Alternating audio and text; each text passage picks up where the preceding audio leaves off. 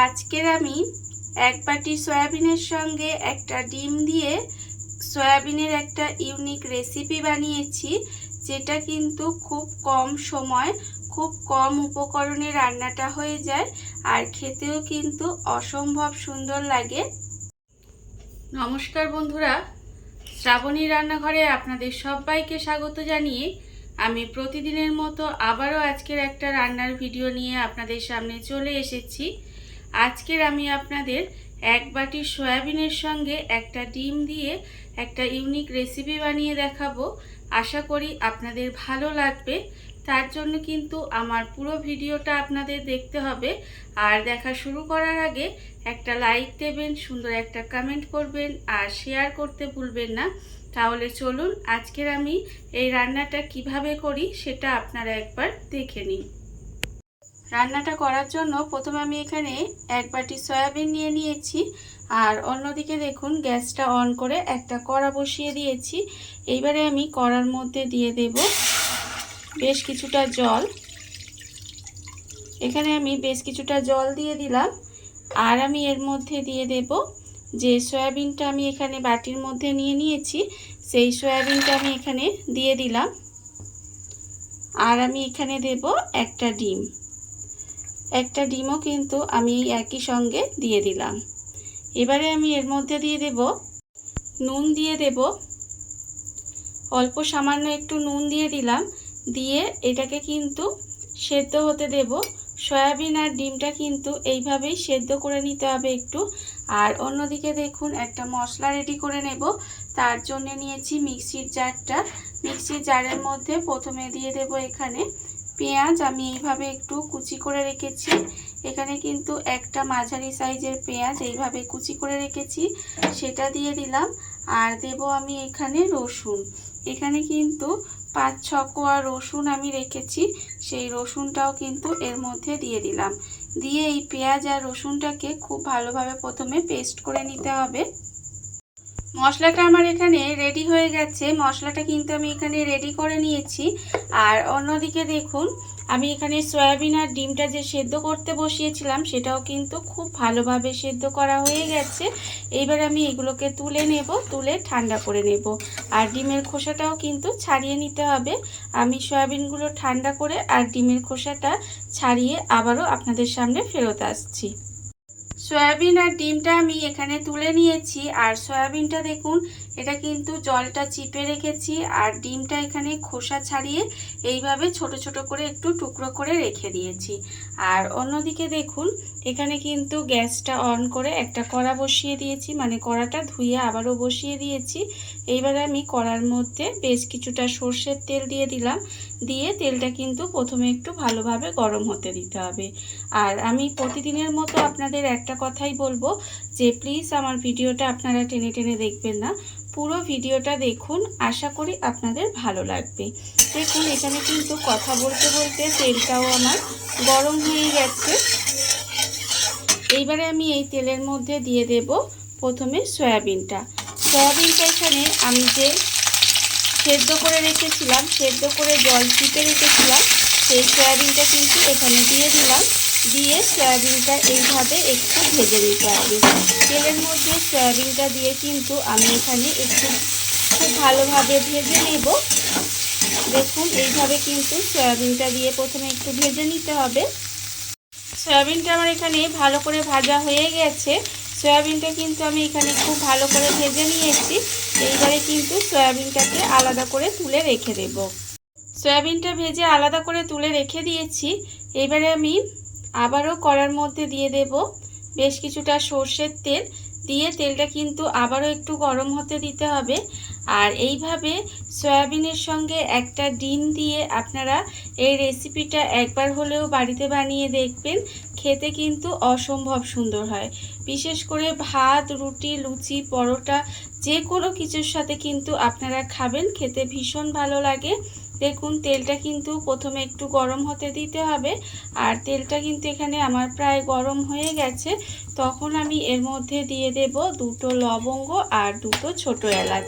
এর মধ্যে কিন্তু আপনারা চাইলে অল্প সামান্য একটু দারচিনিও দিতে পারেন।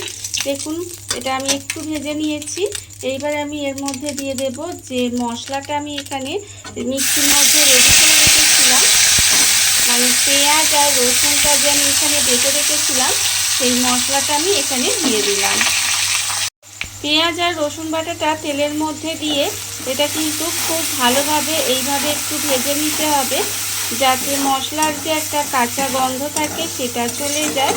দেখুন এইভাবে কিন্তু তেলের মধ্যে দিয়ে আমি এইভাবে পেঁয়াজ রসুন বাটাটা প্রথমে খুব ভালোভাবে কষিয়ে নেব। এটা কিন্তু একটু সময় ভালোভাবে কষিয়ে নিতে হবে।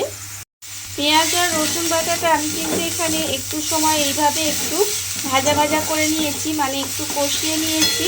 এর ফলে কিন্তু এর যে কাঁচা গন্ধটা সেটা চলে গেছে। এইবারে আমি এর মধ্যে দিয়ে দেব, দেখুন এখানে দেব গুঁড়ো মশলা। গুঁড়ো মশলার মধ্যে আছে এখানে আন্দাজ মতো নুন, হাফ চামচ হলুদের গুঁড়ো, হাফ চামচ লঙ্কার গুঁড়ো, হাফ চামচ জিরের গুঁড়ো, হাফ চামচ ধনের গুঁড়ো, আর স্বাদের ব্যালেন্সের জন্য আমি এখানে অল্প একটু চিনি দিয়েছি। গুঁড়ো মশলাগুলো যেহেতু এখানে দিলাম, এইবার দেব এর মধ্যে জল। জলটা কিন্তু অবশ্যই দেব, কারণ না হলে গুঁড়ো মশলা যেহেতু দিয়েছি মশলা পুড়ে যাবে, তখন কিন্তু খেতে ভালো লাগবে রান্নাটা। সেই জন্য এখানে অল্প একটু জল দিলাম, দিয়ে এবারে মশলাটাকে খুব ভালোভাবে কষাতে হবে। মশলা কিন্তু খুব ভালোভাবে গ্যাসটা লোতে দিয়ে কষিয়ে নেব, যাতে যতক্ষণ না পর্যন্ত মশলা থেকে তেলটা ছেড়ে দেয় ততক্ষণ পর্যন্ত কিন্তু এইভাবে মশলাটা সুন্দর করে কষিয়ে নিতে হবে। মশলা আমার এখানে কষানো হয়ে গেছে, আর মশলা থেকে দেখুন আস্তে আস্তে কিন্তু তেলটাও ছাড়তে শুরু করে দিয়েছে। যখন দেখবেন এইভাবে মশলা থেকে তেলটা আস্তে আস্তে ছেড়ে দিচ্ছে, তখন কিন্তু আমি এর মধ্যে দিয়ে দেব যে সয়াবিনটা আমি আগে ভেজে রেখেছিলাম, সেই সয়াবিনটা আমি এখানে দিয়ে দিলাম। সয়াবিনটা দিয়ে কিন্তু এবারে মশলার সঙ্গে সয়াবিনটা দিয়ে খুব ভালোভাবে আবারও কিন্তু কষিয়ে নেব। এটা কিন্তু এইভাবে একটু সময় কষিয়ে নিতে হবে। আর এর সঙ্গে আমি দিয়ে দেব, দেখুন এখানে আমি পেঁয়াজ কুচি দিয়ে দেব। এইভাবে আমি এখানে একটা ছোট সাইজের পেঁয়াজ এইভাবে একটু সরু সরু করে কুচিয়ে রেখেছি, সেই পেঁয়াজটা কিন্তু আমি এখানে দিয়ে দিলাম। এই পেঁয়াজটা এই সময় দিলে কি হবে, পেঁয়াজটা যখন মুখের মধ্যে একটু পড়বে রান্নাটা হয়ে গেলে, তখন কিন্তু খেতে বেশ ভালো লাগবে। দেখুন আমি কিন্তু এইভাবে সয়াবিনের সঙ্গে অল্প একটু একটা ছোট সাইজের পেঁয়াজ এইভাবে কুচি কুচি করে সরু করে দিয়ে দিলাম। দিয়ে এবার এর সঙ্গে কিন্তু এইভাবে মশলাটা খুব ভালোভাবে কষিয়ে নিতে হবে। আর আপনারা শেষ পর্যন্ত না দেখলে কিন্তু বুঝতে পারবেন না, রান্নাটা কিন্তু সত্যিই একটু অন্যরকম, একটু নতুন ধরনের। আমি সবসময় চেষ্টা করি আপনাদের সামনে একটু রান্নাগুলোকে নতুনভাবে একটু অন্যরকমভাবে পরিবেশন করার। জানি না কতটা পারি, তবে চেষ্টা করি। আর আজকের এই সয়াবিনের রেসিপিটাও কিন্তু একই রকম। যদি আপনারা শেষ পর্যন্ত না দেখেন তাহলে কিন্তু বুঝতে পারবেন না, সেই জন্য বলছি পুরো ভিডিওটা দেখুন। আর এতক্ষণ পর্যন্ত যারা দেখছেন অথচ লাইক দিতে ভুলে গেছেন, তাদেরকে বলবো প্লিজ একটা লাইক দিয়ে দেবেন। আর দেখুন আমি এইভাবেই কিন্তু সয়াবিনটা মশলার সঙ্গে ভালোভাবে কষিয়ে নেব। সয়াবিনটা আমার এখানে খুব ভালোভাবে কষানো হয়ে গেছে। সয়াবিন কিন্তু আমার এখানে খুব ভালোভাবে কষিয়ে নিয়েছি। এইবারে আমি এর মধ্যে দিয়ে দেব খুব সামান্য একটু জল। খুব বেশি কিন্তু জল দেব না, তার কারণ আমার কিন্তু এখানে সয়াবিন সেদ্ধ করাই আছে, তাই অল্প সামান্য একটু জল দিয়ে দিলাম। দিয়ে এইভাবে কিন্তু একটু সময় রান্না হতে দেব। দেখুন এইভাবে কিন্তু আমি একটু সময় রান্না করে নেব। আর জলটা দিলাম তার কারণ যেহেতু আমি এখানে গুঁড়ো মশলাগুলো দিয়েছি, তাই এইভাবে অল্প একটু জল দিয়ে একটু রান্না করে নিতে হবে, তবেই কিন্তু খেতে ভালো লাগবে। দেখুন এইভাবে একটু সময় কিন্তু আমি রান্না করে নেব। অল্প একটু জল দিয়ে আমি কিন্তু এখানে সয়াবিনটা দেখুন এইভাবে একটু সময় রান্না করে নিয়েছি।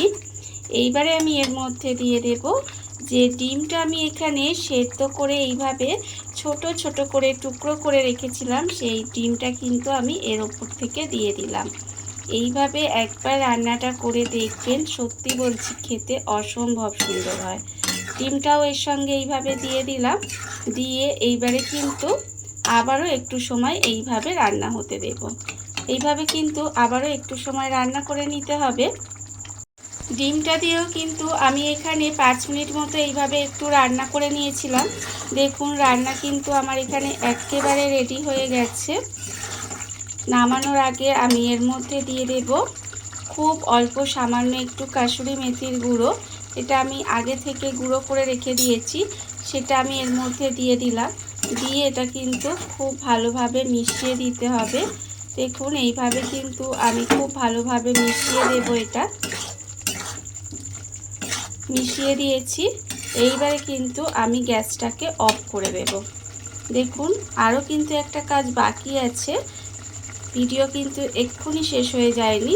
দেখুন গ্যাসটা অফ করে দিলাম। অফ করে দিয়ে এইবার আমি এর মধ্যে দিয়ে দেব লেবুর রস। এখানে কিন্তু আমি গন্ধরাজ লেবুর রস রেখেছি, সেটা কিন্তু 2 চামচ মতো এখানে দিয়ে দিলাম। এটা দেওয়ার ফলে কি হবে, রান্নাটা কিন্তু স্বাদটা আরও অনেকাংশে বেড়ে যাবে। দেখুন আমি লেবুর রসটা দিয়ে খুব ভালোভাবে মিশিয়ে দিলাম। দিয়ে এবারে কিন্তু এটাকে ঢাকা দিয়ে একটু সময় রান্না একটু ঢাকা দিয়ে রেখে দিতে হবে। তারপরে আপনাদের পরিবেশন করে দেখাবো ঠিক কেমন হলো। আপনারাই বলুন, গরম ভাত, রুটি, লুচি, পরোটা যে কোনো কিছুর সাথে এটা কিন্তু ভালো লাগবে কিনা আপনারাই কমেন্ট করে জানাবেন। দেখুন আমার কিন্তু রান্না রেডি হয়ে গেছে। এটা ঢাকা দিয়ে কিছুক্ষণ রেখে দেব, তারপরে আপনাদের পরিবেশন করে দেখাবো ঠিক কেমন হলো। দেখুন বন্ধুরা, বাড়িতে থাকা কত অল্প উপকরণে কত অল্প সময় কত সুন্দর একটা সয়াবিনের সঙ্গে একটা ডিম দিয়ে একটা ইউনিক রেসিপি তৈরি হয়ে গেছে, আপনারা দেখতেই পেলেন। আর এটা কিন্তু খেতে অসম্ভব সুন্দর হয়। এইভাবে আপনারাও কিন্তু একদিন হলেও বাড়িতে বানিয়ে দেখতে পারেন। আর এই ভিডিওটা যদি আপনাদের ভালো লেগে থাকে, আপনারা যদি ফেসবুক থেকে দেখে থাকেন পেজটি ফলো করে দেওয়ার অনুরোধ রইল। আর যদি ইউটিউব থেকে দেখে থাকেন চ্যানেলটি সাবস্ক্রাইব করে নেওয়ার অনুরোধ রইল। তাহলে চলুন ভিডিওটা আমি এখানেই শেষ করছি। আপনারা সবাই ভালো থাকবেন, সুস্থ থাকবেন। আবারও হাজির হব নতুন কোনো রান্না নিয়ে।